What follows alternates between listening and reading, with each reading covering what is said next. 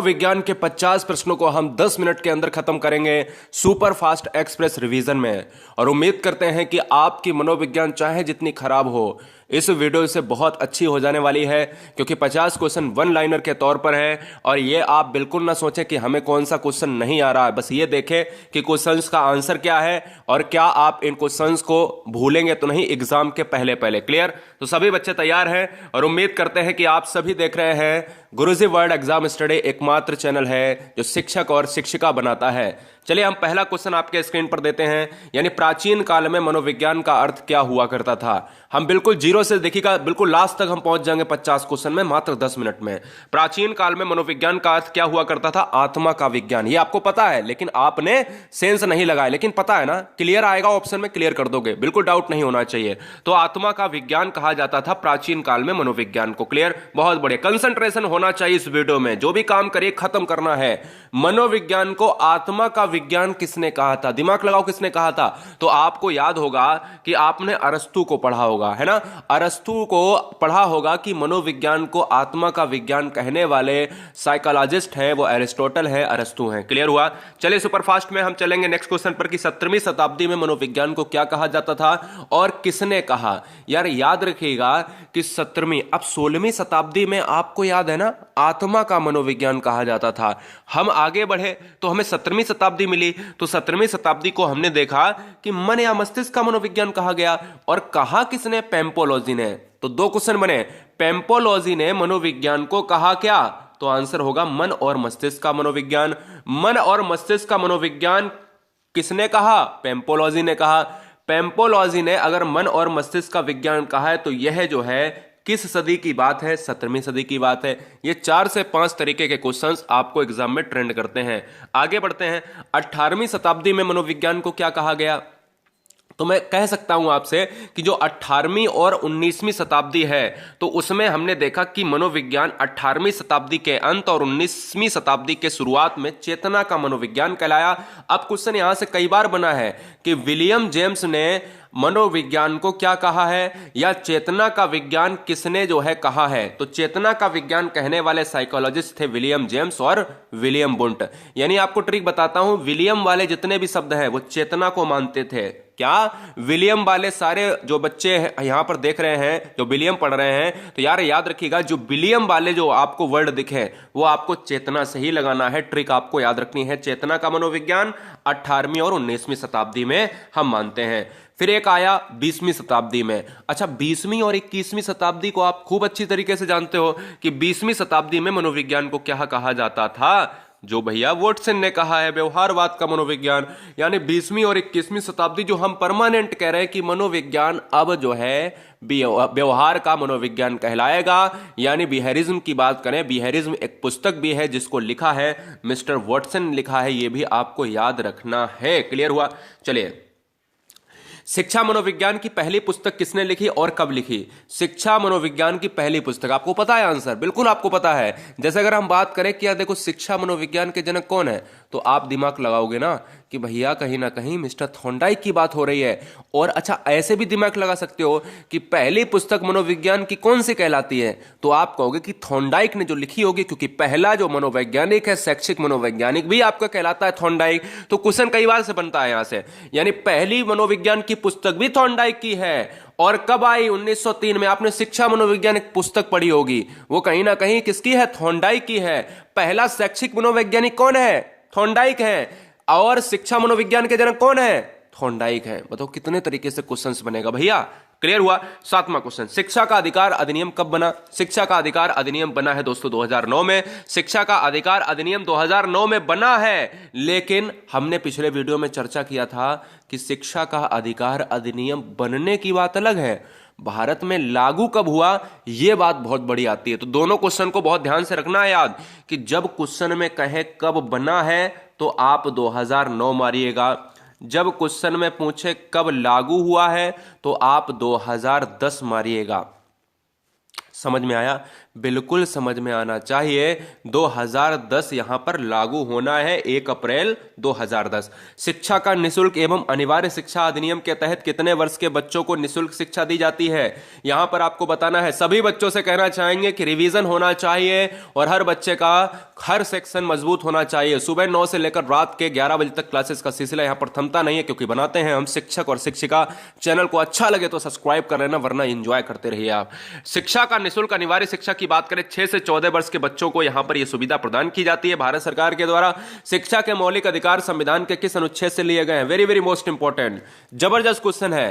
Question number 9 और question number 10 से आज वीडियो में मैं बता दे रहा हूं, इसमें से आपको क्वेश्चन मिल सकता है एग्जाम में। क्वेश्चन नंबर 9 में मैंने बोला है कि शिक्षा के लिए शिक्षा अधिकार के अंतर्गत कौन सी एज के बच्चे आते हैं? 6 से 14 साल के। शिक्षा के मौलिक अधिकार संविधान के किस अनुच्छेद से लिए गए हैं? तो अनुच्छेद है 21A। इसे 2002 में 86वें संविधान संशोधन से जोड़ा गया था। यह क्वेश्चन याद रखना है बहुत जबरदस्त तरीके से। Clear? Very very most important, screenshot ले सकते हो फटाफट। क्लियर? याद रखना है, 2002 में आया है, 86वां संविधान संशोधन था, आर्टिकल था 21A, ठीक है ना? और बात थी 6 से 14 वर्ष के बच्चों को निःशुल्क शिक्षा। क्वेश्चन नंबर 11, अगर हम बात करें सीबीएसई कब बना, सीबीएसई की बात कर रहे हैं तो पहले तो मुझे यह बता दो कि सीबीएसई का फुल फॉर्म क्या होता है। सीबीएसई का फुल फॉर्म होता है the central board of secondary education. The central board of secondary education होता है, 1929 में बना था। यह क्वेश्चन मनोविज्ञान का है, वेरी वेरी मोस्ट इंपॉर्टेंट है, यह आपको याद रखना है। एक कक्षा में शिक्षक और छात्र का अनुपात कितना होना चाहिए? एक कक्षा में 1/30 होना चाहिए। एक अनुपात मतलब एक जो है एक समानुपात की बात करता है, 30 होना चाहिए। एक अनुपात जो है 40 होना चाहिए। एक अनुपात 50 होना चाहिए। तो याद रखिएगा कि एक कक्षा में शिक्षक और छात्र का अनुपात होना चाहिए 1:40 होना चाहिए, यानी आंसर जाएगा 1:40 के साथ। क्वेश्चन नंबर 13 की बात करेंगे, शिक्षकों के लिए रिफ्रेशर कोर्स का आयोजन कौन करता है? एक कोर्स चलता है जो शिक्षक के लिए होता है, जिसको रिफ्रेशर कोर्स कहा जाता है। इसका आयोजन भी करता है सीबीएसई बोर्ड करता है। सीबीएसई का फुल फॉर्म मैंने अभी बताया, the central board of secondary education, ठीक है ना? यह नेशनल लेवल का जो एजुकेशन बोर्ड है और इसकी स्थापना हुई थी 1929 में। ऊपर मैंने अभी आपको बताया है, जिक्र करा है। चलिए, शिक्षा मनोविज्ञान का उद्देश्य क्या होता है? शिक्षा मनोविज्ञान के जनक के रूप में मैंने ऊपर चर्चा की थी। शिक्षा मनोविज्ञान का उद्देश्य क्या है? तो शिक्षा मनोविज्ञान का उद्देश्य है बालकों का सर्वांगीण विकास है। आपको यह नहीं देखना है कि हमें क्वेश्चन का आंसर आ रहा है या नहीं आ रहा है, बस ये देखना है कि उसका उत्तर क्या है, ठीक है ना? बहुत ध्यान से देखना है। समस्या को टुकड़ों में बांटकर विधि में पढ़ते हैं। ऐसी कौन सी विधि है जिसमें हम समस्या को टुकड़ों में बांटकर पढ़ते हैं? आज ही मैंने सुबह बताया था, ध्यान करो। तो मैंने आपसे बोला है कि जब संश्लेषण और विश्लेषण विधि पढ़ते हो तो उसमें एक विश्लेषण विधि आती है जिसमें एक समस्या को टुकड़ों में बांट दिया जाता है और फिर कहते हो कि भाई इसका अध्ययन कर लिया, इसका अध्ययन कर लिया, ऐसे छोटे छोटे टुकड़ों में उस समस्या को बांट के हल कर दिया तो समझ लो विश्लेषण विधि हो जाती है। अज्ञात से ज्ञात की तरफ चलती है। ज्ञात से अज्ञात की तरफ कौन सी विधि में पढ़ते हैं? तो ज्ञात से अज्ञात की तरफ हम संश्लेषण विधि में पढ़ते हैं, जबकि अज्ञात से ज्ञात की तरफ हम विश्लेषण विधि में पढ़ते हैं, ठीक है ना? चलिए, कौन सा मत अंतर्दृष्टि द्वारा सीखने में व्याख्या करता है? तो आपने याद रखना है कि इनसाइट थ्योरी इसको इंग्लिश में कहते हैं, यानी अंतर्दृष्टि सिद्धांत दिया है चिंपैंजी पर प्रयोग करने वाले मिस्टर कोहलर हैं। और कोहलर हैं किस संप्रदाय से? यह है आपके गेस्टाल्टवाद संप्रदाय से है। और गेस्टाल्टवाद का मतलब होता है क्या? संपूर्ण आकृति या पूर्ण आकृति। दोस्तों, उम्मीद करते हैं कि आप वीडियो एंजॉय कर रहे होंगे और उम्मीद यह करेंगे कि आप वीडियो को उड़ा देंगे पूरा। किस मनोवैज्ञानिक ने सीखने की सामग्री के रूप में निरर्थक शब्दों का प्रयोग किया? यह क्वेश्चन जबरदस्त क्वेश्चन है, इसको याद कर लेना है। किस मनोवैज्ञानिक ने, साइकोलॉजिस्ट ने सीखने की सामग्री के रूप में निरर्थक शब्दों का प्रयोग किया है? मतलब जो आपके शब्द नहीं होने चाहिए यूज, वही शब्द यूज किए हैं, वो करे हैं मिस्टर एबिंगहॉस ने, जो जबरदस्त अपना नाम रखते हैं, एक साइकोलॉजिस्ट में मनोवैज्ञानिक हैं, याद रखना है। सीखने का नियम किसने दिया है? जवाब दीजिएगा 19 नंबर। सीखने का नियम किसने दिया है? तो सीखने का नियम दिया है मिस्टर थॉर्नडाइक ने दिया है, यानी आंसर जाएगा भैया थॉर्नडाइक के साथ। चलिए आगे की बात करेंगे। 20 नंबर, वह कौन सी विधि है जिसमें पहले नियम बताया जाता है उसके बाद में उदाहरण बताया जाता है? ऐसी कौन सी विधि है जिसमें पहले नियम बताया जाता है, उसमें बाद में जो है हम क्या बताएंगे? उदाहरण बताएंगे। तो हम कहेंगे कि भैया नियम यानी रूल टू एग्जाम्पल हम चलेंगे। अगर क्या हम रूल टू एग्जाम्पल चल रहे हैं तो वो हम निगमन विधि की तरफ चलेंगे। जब हम एग्जाम्पल टू रूल चलते हैं तो हम आगमन विधि की तरफ चलेंगे। तो मैं कह सकता हूं कि इधर तो मुझे निगमन विधि ही मारना पड़ेगा। आगे बात करेंगे 21, देखो सुनो और समझो किस विधि पर आधारित है? तो देखो सुनो और समझो, वेरी वेरी मोस्ट इंपॉर्टेंट, कई बार एग्जाम में ट्रेंड करा है। देखो सुनो और समझो विधि जो है प्रदर्शन विधि पर आधारित है, ये भी आपको याद रखना है। 22 की बात करेंगे, देखो सुनो, ये हमने अब जब भी हम क्वेश्चन देखेगा ध्यान दीजिएगा, जब क्वेश्चन में 21 में क्या पूछे, देखो सुनो और समझो, देखो सुनो और समझो किस विधि पर आधारित है, तो प्रदर्शन विधि। देखिएगा यहां पर लिखा है समझो, जब क्वेश्चन में यहां पर लिखा है देखो सुनो और बोलो किस विधि पर आधारित है, देखो सुनो बोलो तो प्रयोगात्मक विधि है, देखो सुनो समझो तो प्रदर्शन विधि है, समझो में प्रदर्शन विधि, बोलो में प्रयोगात्मक विधि। मेरी बात समझ रहे ना, दोनों को बड़ा ध्यान से देखना है। चलिए आगे बात करें, किस विधि में शिक्षण सूत्र का प्रयोग होता है, तो याद रखना है कि जब हम आगमन विधि की बात करते हैं तो उसमें शिक्षण सूत्र का हम प्रयोग करते हैं, जो एग्जाम्पल टू रूल की तरफ चलती है। ऐसी विधि जिसमें पहले उदाहरण दिया जाता है, बाद में नियम निकाला जाता है, यह वैज्ञानिक तर्क पर आधारित विधि है। करके सीखने पर कौन सी विधि काम आती है, तो याद रखना है करके सीखने पर हम प्रयोगशाला विधि की बात करते हैं, प्रयोगशाला विधि जो हमने आज चर्चा की थी। चलिए 25 नंबर की बात करेंगे, किंडरगार्टन विधि यानी एलकेजी और यूकेजी आपने पढ़ा भी होगा। एलकेजी और यूकेजी के जनक कौन है, तो याद रखना है कि एलकेजी और यूकेजी के जनक जो हैं वो किंडरगार्टन हो या फिर फ्रोवेल है। यह खेल विधि पर आधारित है, करके सीखने पर आधारित होती है, और मिस्टर फ्रोवेल एक है जर्मन साइकोलॉजिस्ट हैं। क्वेश्चन नंबर 26 की बात करेंगे, ग्रंथि के दोषपूर्ण कार्य के कारण, वेरी वेरी मोस्ट इंपॉर्टेंट, दो ग्रंथियों से क्वेश्चन लिए हैं। ग्रंथि के दोषपूर्ण कार्य के कारण व्यक्ति का लैंगिक विकास उचित रूप से नहीं हो पाता है, उस ग्रंथि का नाम क्या है, तो उस ग्रंथि का नाम है पिलियन ग्लैंड है। यानी याद रखना, पिनियल ग्लैंड की बात करें तो यह आपको आंसर लगाना है। जब भी हम बात करते हैं कि उसका विकास ना हो, लैंगिक विकास ना हो, तो वो हमारा पिनियल ग्लैंड के साथ चला जाएगा। खेल पर आधारित विधि कौन सी है, तो याद रखना, अभी मैंने ऊपर आपको बताया है कि किंडरगार्टन खेल आधारित विधि होती है, करके सीखने पर आधारित है, और एलकेजी यूकेजी किंडरगार्टन के जनक भी कौन है, मिस्टर फ्रोवेल हैं।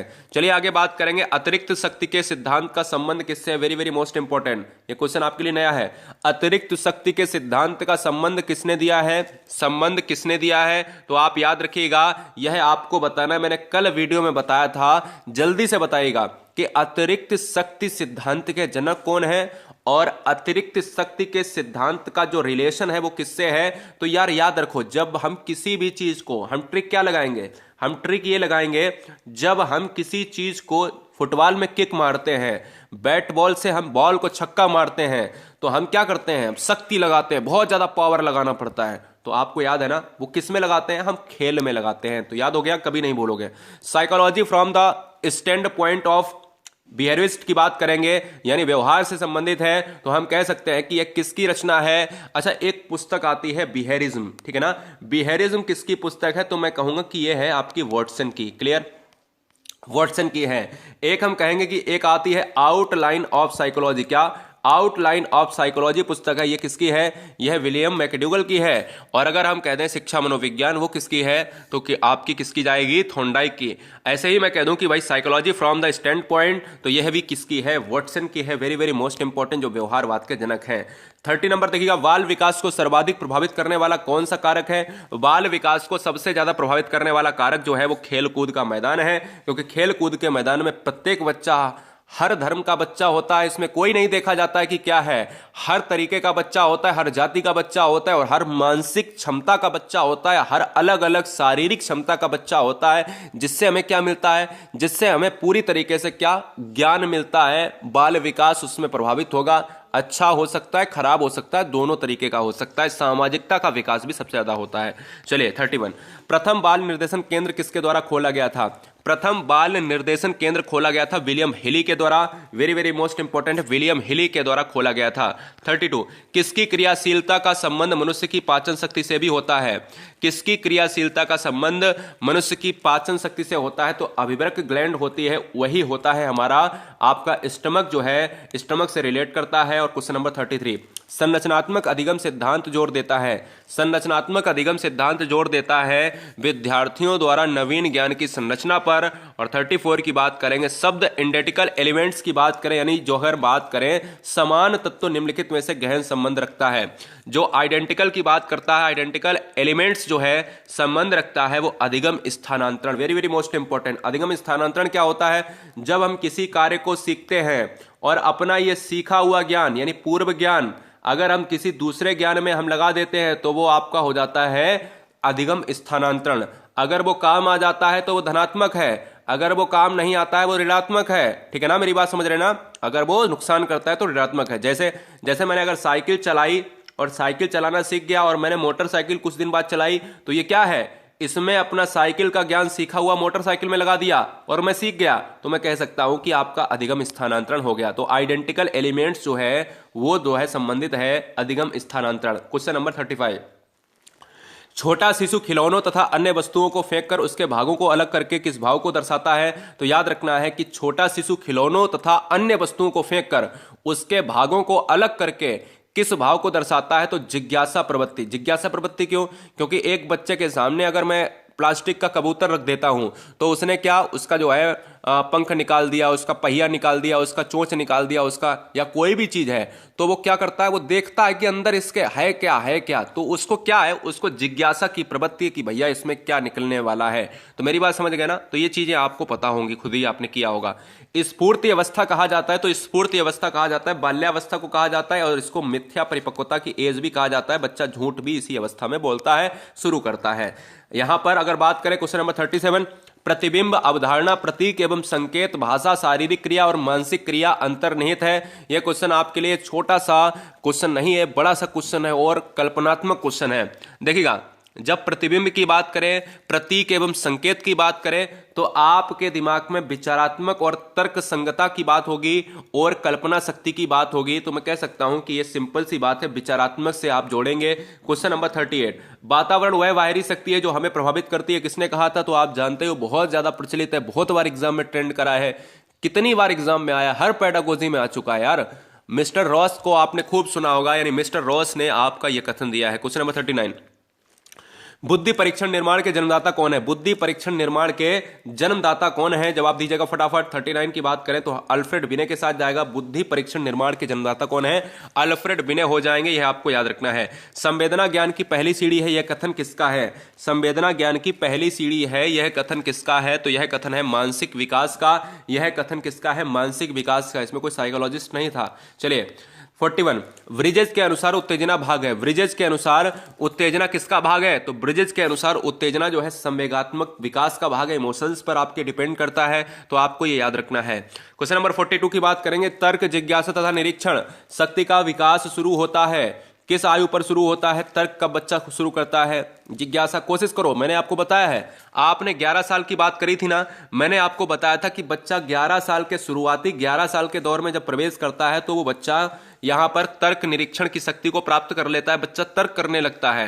क्वेश्चन नंबर 43, इस अवस्था में बालकों में नई खोज करने की प्रवृत्ति हो जाती है, मतलब घूमने की प्रवृत्ति, नई खोज करने की प्रवृत्ति ज्यादा बढ़ जाती है। तो आपको याद रखना है क्या? उत्तर बाल्यावस्था याद रखना है। कौन सा वंशानुक्रम का निकाय नहीं है? कौन सा वंशानुक्रम का निकाय नहीं है? अभिप्रेरणा नहीं है। क्लियर? क्या नहीं है? अभिप्रेरणा के साथ चला जाएगा आंसर, अभिप्रेरणा। ठीक है, चलिए आंसर करेगा 45, डॉट डॉट की अवस्था तक बालक की दृष्टि एवं श्रवण इंद्रियां जो है पूर्ण विकसित हो चुकी हैं। तो कौन सी ऐसी अवस्था है जिसमें बच्चे की इंद्रियां पूरी तरीके से विकसित हो चुकी होती हैं? तो आपको पता होता है कि 8 या 9 वर्ष का बच्चा होता है, आपको याद रखना, ये क्वेश्चन आ चुका है, 8 या 9 वर्ष का जो बच्चा होता है उसकी पूरी तरीके से इंद्रियां क्या, पूरी तरीके से डेवलप हो चुकी होती। क्लियर हुआ? चलिए आगे बात करेंगे 46, 20वीं शताब्दी को बालक की शताब्दी कहा जाता है, यह कथन किसका है? तो यह कथन बार बार एग्जाम में ट्रेंड कर रहा है, आपने खुद ही यहां पर प्रैक्टिस सेट में लगाया होगा। तो मैं कह सकता हूं कि 20वीं शताब्दी ने कोयर यानी क्रो एंड क्रो को कहा जाता है, क्योंकि क्रो एंड क्रो ने 2-3 परिभाषाएं दी हैं। बच्चे की शताब्दी भी क्रो एंड क्रो ने कहा है, बच्चे की शताब्दी भी क्या कहा है? क्रो एंड क्रो ने। और बच्चे को 20वीं शताब्दी भी कहा है क्रो एंड क्रो ने। और क्रो एंड क्रो की परिभाषा जो अधिगम में है, जो जबरदस्त है, यानी बहुत जबरदस्त परिभाषा, जिसमें हमने कहा है कि भाई ज्ञान अभिवृद्धि की बात करी थी, कि वो परिभाषा किसने दी है? तो वो भी किसकी है? क्रो एंड क्रो की परिभाषा है। बार बार एग्जाम में क्रो एंड क्रो को यहां पर रखा जाता है एग्जाम में। गामक विकास से हमारा तात्पर्य मांसपेशियों के विकास से तथा पैरों के उचित उपयोग से है। तो अगर हम बात करें शक्ति और गति, जब हम पैरों की बात करें, हम प्रयोग करेंगे, तो अगर हम प्रयोग करेंगे तो ट्रिक हमारी क्या है? ट्रिक हमारी यह है कि गामक विकास वही होगा, अगर हम चलेंगे तो हम कहीं ना कहीं पैरों से हम गति करेंगे, और हम तभी चल पाएंगे जब मेरे अंदर शक्ति होगी। तो आपकी ट्रिक है, याद रखना है, गलत नहीं होगा कभी। चलिए आगे बात करेंगे। 48, इस अवस्था को मिथ्या परिपक्वता का समय भी कहा जाता है। कौन सी है? शैशवावस्था, बाल्यावस्था, किशोरावस्था। आपको याद होना चाहिए, बाल्यावस्था जो 5 से 12 साल की एज होती है उसी को हम कहते हैं भैया मिथ्या परिपक्वता की एज। क्वेश्चन नंबर नेक्स्ट है, मनुष्य जीवन का जो है आरंभ मूलतः घटित होता है। तो मैं कह सकता हूं कि केवल एक कोष के द्वारा, जो आपके जीन से संबंधित होता है, मेंडल से संबंधित होता है, आनुवंशिकता हेरिडिटी से संबंधित होता है। मनुष्य जीवन का आरंभ मूलतः घटित होता है केवल एक कोष। आपको सभी नहीं, उसमें आंसर में होता है, ऑप्शन में होता है केवल एक, केवल दो या दोनों, ठीक है ना। ये ऐसे नहीं मारना है, ठीक है ना, याद रखना है केवल एक कोष के कारण। शैशवावस्था की विशेषता नहीं है, तो आप सभी को पता है नैतिकता का होना। ये क्वेश्चन आया हुआ है कि नैतिकता बच्चे में नहीं होती है, कि नैतिकता बच्चे में होती ही नहीं है। जैसे जैसे बच्चा बड़ा होता है तभी उसमें नैतिकता का विकास होता है। अब हो सकता है इस वीडियो में आपने 10% क्वेश्चंस को किया हो। क्वेश्चंस मैंने पहले ही कह दिया था कि बिल्कुल नहीं करने, बस आंसर देखना है कि मनोविज्ञान में मैं आंसर क्या बता रहा हूं। आपको क्वेश्चन नहीं करने थे, आंसर देखना है। क्वेश्चन अपने आप सॉल्व हो जाएंगे एग्जाम हॉल में, क्वेश्चन अपने आप सॉल्व हो जाएंगे। भरोसा रखिएगा और मुझसे ज्यादा अपने ऊपर भरोसा रखिएगा। You are brilliant, you are unique. शेर हो यार, शेरनी हो, जबरदस्त बच्चे हो। यहां पर सभी बच्चे, यहां पर अगर लाइक नहीं किया मैंने पूरे वीडियो में आपसे, लाइक करने के लिए मैंने पूरे वीडियो में आपसे क्या, सब्सक्राइब करने के लिए जोर नहीं दिया है। अगर अच्छा लग रहा है तो सब्सक्राइब कर लेना, अगर अच्छा लग रहा है तो लाइक कर लेना। नीचे टेलीग्राम की लिंक है, टेलीग्राम ग्रुप ज्वाइन कर लेना गुरुजी वर्ड एग्जाम स्टडी में फ्री में पीडीएफ प्राप्त करने के लिए।